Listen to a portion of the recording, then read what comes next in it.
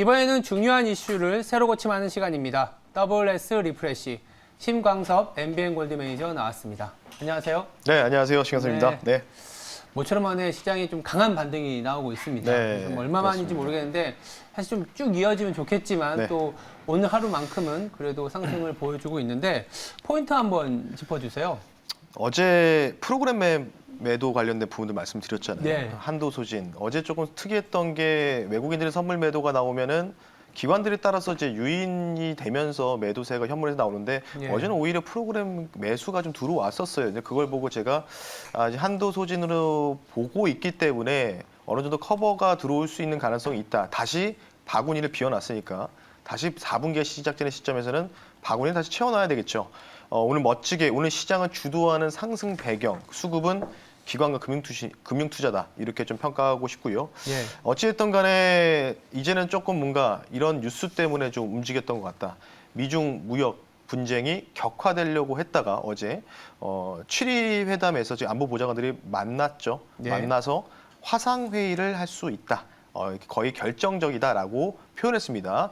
시진핑과 이 바이든 대통령이 만나서 이제 대면이 아니고 화상 회의로 대체하겠다는 소식이 나오니까 전반적으로 글로벌 특히 이머징 마켓 시장이 전반적으로 양전하는 모습 보이고 있기 때문에 하지만 개인적으로는 아직은 바닥이라고 확신할 수는 없습니다. 그런 부분들을 좀 보셨으면 좋겠다는 차원에서 포인트 한번 짚어드렸기 때문에 어찌됐든 간에 지금 시장의 반등을 조금 더 여러분들 즐기실 필요가 있을 것 같고요.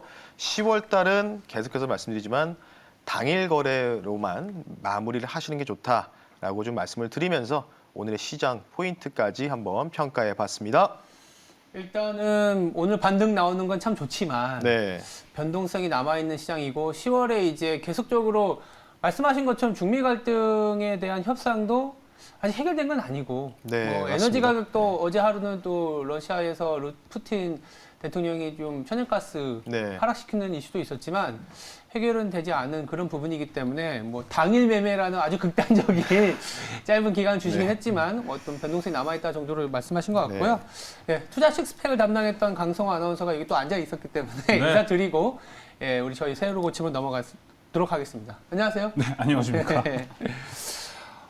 일단 오늘은 주제 하나로 좀 가볼게요. 네. 어떤 거냐면 네. 국내 증시에 대한 얘기고 반등이 나오고 있기 때문에 국내 증시 반등 요게 이제 오늘의 새로 고침인데 일단 국내 증시 반등세가 어떻게 이어질 거라고 보세요? 저는 박스권 보고 있어요, 사실. 박스권. 네. 상단이 좀 막혀 있는 이 구간이 그러니까 쉽게 얘기해서 울퉁불퉁 장세라고 좀 표현해야 되겠죠. 네. 계속 왔다 갔다 하는 장세가 펼쳐지는데 이 기간이 개인적으로 봤을 때는 3개월에서 6개월 정도 지속될 가능성은 있다. 근데 1분기 때까지 길면 1분기까지 가능성이 있다고 좀 보시면 좋을 것 같고요. 뭐 여러 번 수차례 하락이 나오기 전에 많이 말씀을 드렸잖아요. 사실 네. 저희가 이 코너를 통해서.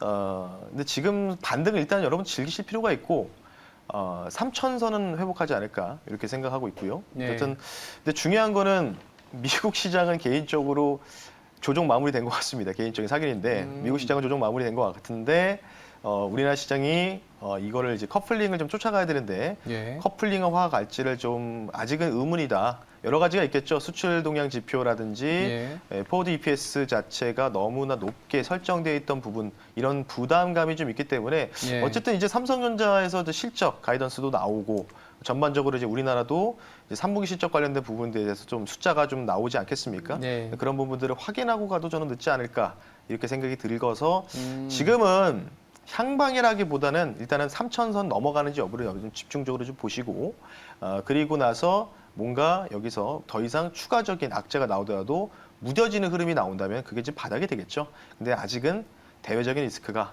많이 산재돼 있다. 이렇게 좀 평가를 하고 싶습니다. 일단 대외적인 리스크로 인한 뭐 박스권 말씀을 네. 해주셨고 일단 보통 통상적으로 이제 고점에서 10% 하락했을 때 바로 V자가 나오는 경우도 있지만 이렇게 좀 뭔가 좀 바닥을 다진다고 하잖아요. 그러니까 쉽게 얘기하면은 그 약세장으로 들어간다는 시점이 아마 20% 내외로 빠졌을 때가 약세장이거든요. 베어마켓이라고 하죠. 그렇죠. 예. 근데 그때는 이제 V자 반등은 나올 수는 있겠죠. 근데 지금은 사실 조정폭이 고점 대비해서 한 12% 정도 빠졌더라고요. 그래서 아직은 약세장이 아니고 단순 조정장으로 이제 평가할 수 있고요. 어쨌든 V자 반등이 나오기 위해서는 기대 이익치가 올라가야죠. 당연히 3분기 실적에 대비해서. 네. 일단은 뭐 기대 이익치라는 얘기를 하셔갖고 네. 곧 있으면 또 3분기 실적 시즌인데 3분기 실적 시즌은 사실 그렇게 나쁘진 않아요. 저희들이 이제 섹터 컨디션이든 여러 WS 리프레시로 보면은 실적이 그렇게 나쁜 건 아닌데 말씀하신 것처럼 뭐 3분기 이후에 대한 고민들이 있는 것 같아요. 그게 이제 원자재 가격 상승이 사실은 이제 여름부터 본격화되지 않았습니까? 그렇죠. 그게 또 네. 마진으로 또 연결되면서 그렇죠. 그러니까 안 좋게 만들 수 있는 물건을 찍어내야 되는데 그러니까요. 당연히 이제 우리나라 같은 경우에는 쉽게 얘기해서 그 월가의 투자자들이 우리나라를 통해서 우리나라를 사실은 호주 다음으로 보는 국가라고 하더라고요.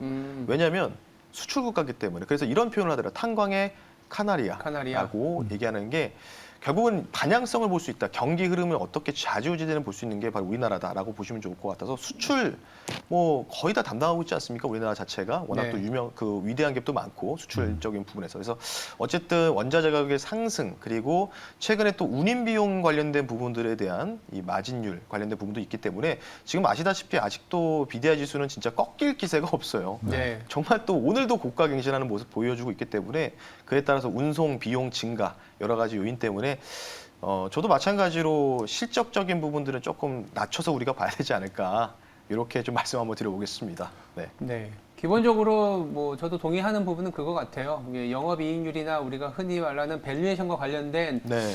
이제 좀 뭐 마진인데 굉장히 높게 설정이 돼 있어요. 그래서 기본적으로는 유가라든지 뭐 환율도 연초보다 지금 100원 이상이 올라 있기 때문에 네. 수입할 때는 동일한 가격이라도 환율이 높은 상황이게 되면 조금은 우리가 가격이 더 올라가잖아요. 그렇죠. 그래서 그런 것들이 3분기 이후에는 본격화되지 않겠냐라는 생각 때문에 주가가 먼저 선반영한 부분도 있는 것 같습니다. 뭐 3,300이 넘은 상태에서 지금 2,900까지 왔다가 다시 좀 반등이 나오는 거라서 선반영한 부분은 있지만 그게 또 실적으로 현실화될 때는 또 지수가 또 이렇게 공을 딱 떨어뜨리면 이렇게 딱 처음에는 반등 나오도록 이렇게 좀 그렇죠. 안정화되는 기간이 네, 필요하잖아요. 맞습니다. 그런 구간이지 않겠냐는 생각이 들고 있고 일단은 이제 또 그 물가 얘기하셨는데 네. 두 번째는 좀 수급적인 얘기도 한번 해보고 싶어요. 그러니까 이게 계속 이제 매니저분께서 말씀하신 게 대주주 양도세 관련된 얘기도 좀 있었고 네, 그렇죠.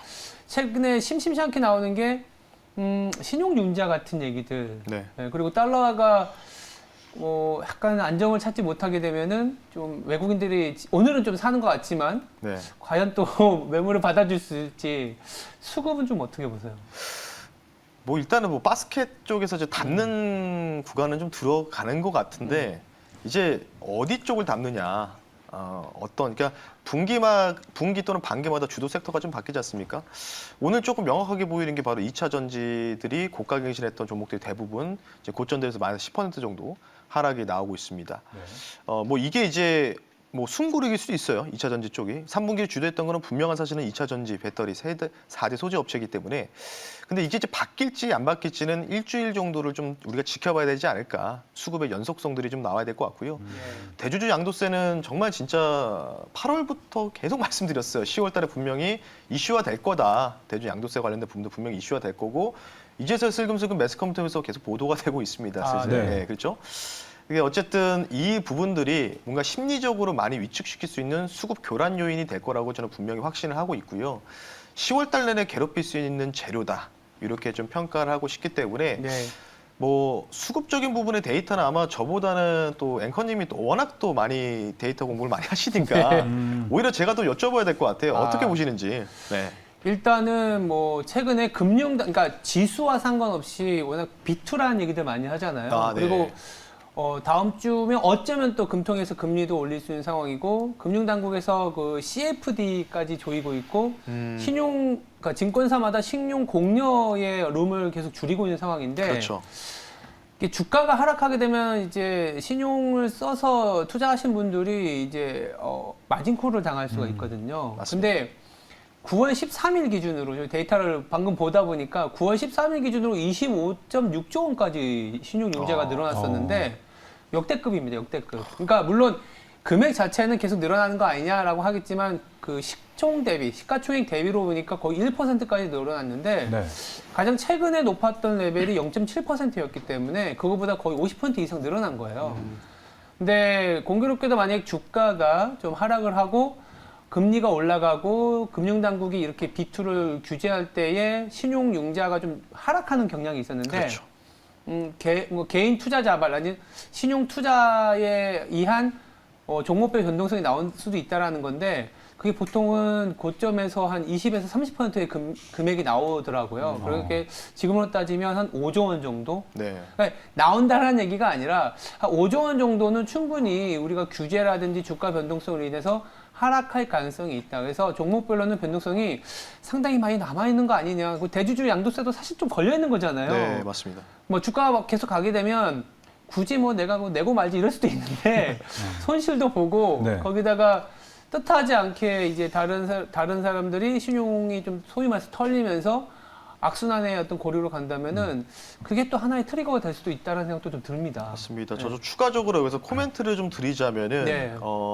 수급 교란 요인도 있겠지만은 매물 소화 과정도 반드시 필요하다고 좀 보고 있어요. 네. 그래서 지금 대외적으로 아마 시청자분들, 뭐 경제 TV 시청하지 않으신 분들도 지금 뭐 헝다 이슈라든지 전반적으로 지정적 리스크 여러 가지 요인도 있고 BOK에서 금리 인상 분명히 올해는 단행한다라고 한 번 더 공표를 했기 때문에 그렇죠. 여러 가지 리스크를 알고 있으실 거예요. 알고 있으신 상황에서 미국에서도 이제 유동성 회수 금리 인상 테이퍼링까지 동시에 내년까지 이제 본격적으로 계획을 발표하고 있는 부분이기 때문에 네. 분명히 제가 볼 때는 여기서 주가가 올라가게 되면은 만약에 3,000이 넘어가 3,100, 3,200 이제 다시 또 제로 베이스로 다시 또 뭔가 회귀를 한다. 그러면 여기서 추가적으로 올라가기에는 좀 제한적인 부분이 뭐냐면 물리신 분들에 대해서 매물 추회가 나올 수도 있다는 거겠죠. 그렇죠. 네, 그래서 뭔가 앞서도 올해 안에 팔아야지만 대주주 양도소득세를 회피할 수 있는 물량들도 있을 수도 있고 네. 그리고 진짜 시장 안 좋을 것 같은데 그리고 지금 저는 오히려 이 부분들이 조금 더 공감되는 부분들이 비트코인이 지금 5만 달러 넘어가지 않았습니까? 예. 맞습니다. 또 지금 비트코인, 이더리움 가격도 상승이 나오고 있기 때문에 주요 메인 코인들이 올라가고 있기 때문에 이 또 지금 이제 아마 이런 생각하실 거예요. 비트코인은 사실은 뭐 알트코인도 여러 가지겠지만 비트코인은 어찌 보면 메인 코인이 하나이기 때문에 정말 2,400개에 가까운 종목을 내가 하나하나 분석하기 너무나 귀찮아. 이런 투자자분들이 비트코인 다시 올라가네?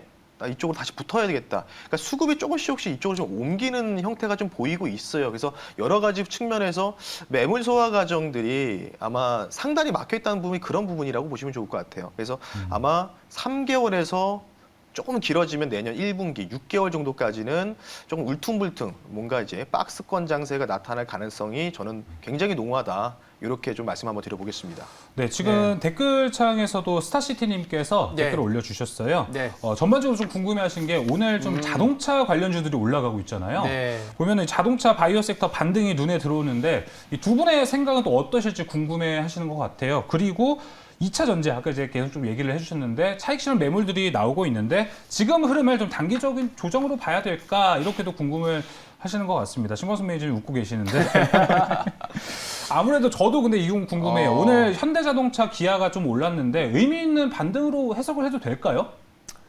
기본적으로 이 자동차 바이오 섹터하고 네. 2차 전지하고는 최근에 시장에서는 좀 반대 포지션에 있었던 것 같아요. 맞아요. 네, 맞습니다. 맞습니다. 자동차하고 바이오는 뭐 같은 성격은 아니지만 그렇죠, 그렇죠. 소위 말하는 이제 좀 소외나 뭐 하니 못 가고 미리 좀 많이 하락하는 네, 어떤 맞습니다. 업종이라고 볼 수 있는 거. 2차 전지는 그나마 그 하락이 나오기 전에 끝까지 버티고 있었던 주도주였었잖아요. 네. 근데 이게 2차 전지도 뭐 약간 변동성이 나오면서 코스피도 3,000이 무너지고 이제 코스닥도 1,000이 무너진 거라서 어떻게 보면 아까 저희가 그 국내 증시 반등세에 대한 얘기와 연결이 되는 건데 네. 위를 자꾸 누를 수밖에 없는 이익이 일단 너무 높게 설정이 돼 있어서 하향 조정이 돼야 되고 그렇죠. 여러 가지 중국 이슈, 미국에서는 뭐 당연히 타이트닝, 그리고 에너지 가격, 인플레이션 이게 계속 누르고 잘 말씀하신 게 대체로 이게 대체 자산, 자금이 빠져나가는 상황이기 네. 때문에 이제 더 기대를 할 수 있는 쪽에 주가를 봐야 되는데 2차 전지보다는 오히려 매를 먼저 맞은 아. 밸류에이션도 싸졌거든요, 자동차가. 네네네. 자동차는 사실은 그러니까 메가캡에서는 가장 싼 업종 중에 하나고, 제약 바이오 같은 경우에는 1년 내내 저희가 한번 S 리프레시에서도 한번 다뤘잖아요. 어제 얘기했던 것 같습니다. 어젠가요, 바로? 그래서 하도 요새는 매일매일 이슈가 너무 많다 보니까 그렇게 약간 소외되어 있던 것들로 자금이 좀 전환되는 거 아닌가라는 생각도 듭니다. 사실 자동차가 저는 반등이 오늘 세요. 굉장히 셉니다. 뭐 맞습니다. 현대차, 기아차 4% 내외, 현대모비스까지 전반적으로 강세를 보이는데 자동차도 경기 민감주입니다, 여러분들. 아, 아시다시피. 그쵸. 예. 이 성장주는 아니잖아요. 좋아하시죠? 예, 너무 많이 빠졌어요. 네. 너무 많이 빠졌고 사실 이 현대차라든지 기아차가 너무 많이 소외를 받았던 거는 부정할 수 없는 사실이라고 좀 보시면 좋고, 밸류에이션 자체도 좀 많이 싸졌다고 좀 평가를 하고 싶어요. 근데 지금 여러 가지 뭐 차량용 반도체 아직 해결 모습이 올해를 넘겨야 된다는 얘기도 나오고 있고 여러 가지 있겠지만은, 원래 이제 주식을 우리가 매수할 때는 항상 재미없을 때 매수해서 뭔가 환호할 때 팔아야 된다는 이런 또 격언들이 여러 가지 있지 않겠습니까? 예. 그런 상황에서 너무 과대적으로 낙폭이 나왔던 종목들 중에서 지금 빠르게 반등이 나오고 있고요.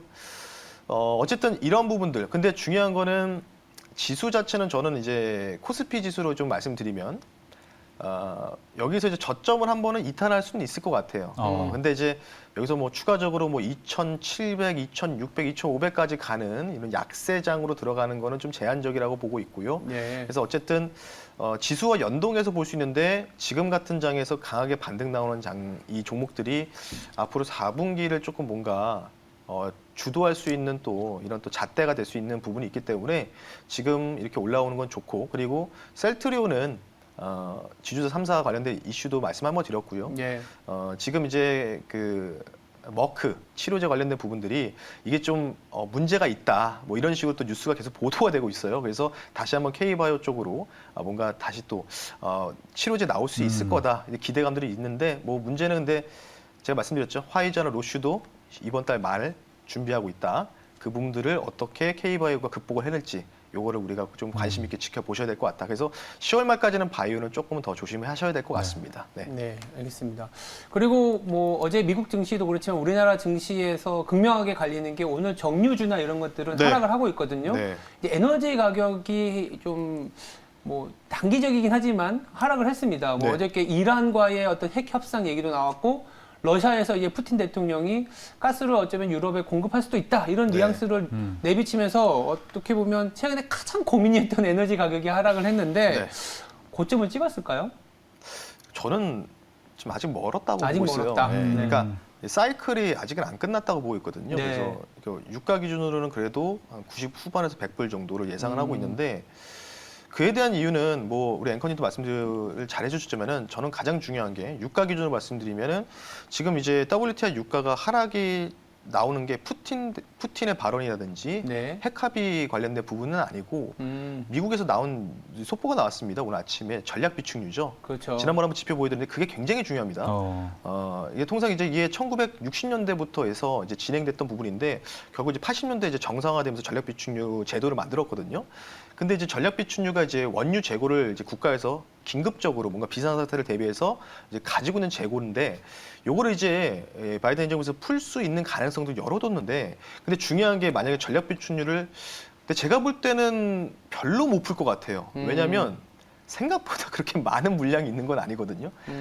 아마 제가 내일 한번 유가 얘기 나올 때 예. 다시 한번 그 지표 가지고 한번 해석해야 돼. 오늘 자료를 준비를 못했습니다. 죄송합니다. 네. 내일 한번 제가 다시 한번 말씀드릴 텐데, 생각보다 지금 재고가 이전만큼은 그렇게 많은 물량이 지금 재고가 쌓여 있는 정도는 아니기 때문에, 네. 그리고 중요한 게 미국에서 풀 수는 있지만 수출을 금지한다고 했어요. 이게 좀 결정타라고 좀 보시면 좋을 것 같아서, 그럼 결국은 미국만 가격을 잡겠다는 얘기거든요. 맞아요. 그래서 여러 가지 브렌트유도 있지 않겠습니까? 그러니까 그렇죠. 그에 대한 영향이 단기적으로만 영향을 좀 끼쳤던 부분이고, 실제로 이게 이행될지 아닐지를 좀 우리가 살펴봐야 되기 때문에, 아직은 저는 조금 이제 유가가 최근에 63불까지 찍고 바닥에서 60불 초반에서 뭐 거의 한 달 반 만에 20불 가까이 올라가지 않았습니까? 그러니까 그만큼 과속을 했으니까 너무 빠르게 달리면은 자동차 운전할 때 여러분 어떠세요? 엔진이 퍼지지 않겠습니까? 지금 그런 상황이라고 보시면 좋을 것 같기 때문에 조금 이제 엔진을 좀 식히는 과정이다 이렇게 좀 평가하고 싶어서 다른 건 뭐 중요할 것 같긴 합니다. 여러 가지가 있겠지만 근데 저는 가장 중요한 게 전략 비축률. 이게 굉장히 중요하다. 그래서 얼만큼 풀 거고 과연 미국에서만 풀고 수출을 금지할 건지. 요거가 정책적으로 완벽하게 나오면은 제가 유가는 이제 하락할 것 같다, 아니면 유가 상승할 것 같다라고 좀 답변을 드릴 수 있기 때문에 전략 비축률 정책 변화 여러분들 주목하셔야 될 것 같습니다. 네. 저희가 뭐 에너지와 관련된 거는 매주 한 번씩 꼭지를 다루고 있기 때문에 이거와 관련된 얘기는 또 심층적으로 한번 다뤄주시고요. 네. 일단은 뭐 섹터 한번 얘기하고 마무리 지으면 될 것 같은데 뭐 아까 말씀 중에 지금 오늘 같은 장에서 강하게 반등 나오는 섹터를 눈여겨보시라라는 네. 얘기를 하셨고 당장 뭐 V자로 가면 뭐 그런 업종들이 갈 수도 있겠지만 약간의 그 범피로드라고 하잖아요. 울퉁불퉁한 그쵸. 상황에서 소위 말해서 담아야 되는 섹터들이 있을 텐데 뭐 추천 아니면 좀 관심 있게 보는 섹터가 뭐가 있을까요? 저는 이제 섹터를 두 가지로 나눴습니다. 경기주로 좀 보고 있고요. 당연히. 경기주. 예. 체감 섹터와 비체감 sek터. 비체감 섹터, 체감 섹터? 예. 그러니까 체감 섹터는 이제 소비주, 리오픈이겠죠. 음. 바로 나오죠. 비체감 섹터, 철강 나오지 않습니까? 네. 아. 결국은 뭐냐면 아마 경제학을 공부하신 분들은 아실 거예요. 기본적인 이론이거든요. 경기 사이클이 이렇게 우상하면서 좋아질 때 저는 좋아지고 있다고 보고 있어요. 지금 상황을. 코로나를 극복하고 있기 때문에 나오고 있지 않습니까? 철강, 기계, 운수, 화학, 건설, 조선. 사실 여기에서 뭔가 주주들한테 이익을 주고 그리고 해당 대주주들이 이익을 증가를 시키면은 어떻게 되겠습니까? 당연히 해당 또 밑에 있는 직원들, 임직원들의 또 이 수입이 증가하겠죠. 수입이 증가하면 자연스럽게 소비로 촉진될 수 있는 부분도 있기 때문에 네. 이 사이클을 좀 기억을 하실 필요가 있고요. 일단 지금 미국보다는 국내 리오프닝 소비주가 좀 더 많이 올라간 건 분명한 사실이에요. 예. 그래서 요게 이제 키 맞추기 형태로 좀 진행될 가능성이 있기 때문에 비체감 경기 섹터를 여러분들이 4분기에 좀 주목하실 필요가 있다. 그리고 아마 소비주들이 조금 눌릴 것 같아요. 좀 왜냐하면 항공주도 지금 고가 갱신한 종목도 워낙 많지 않습니까?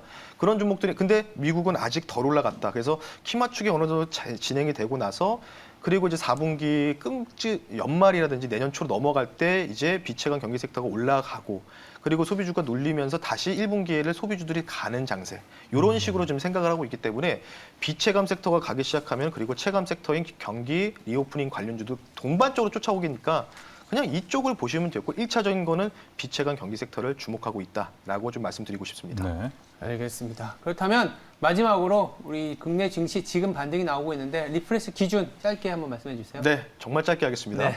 성장주, 고퍼주는 반등 시마다 매도. 아, 네. 네, 명확하죠.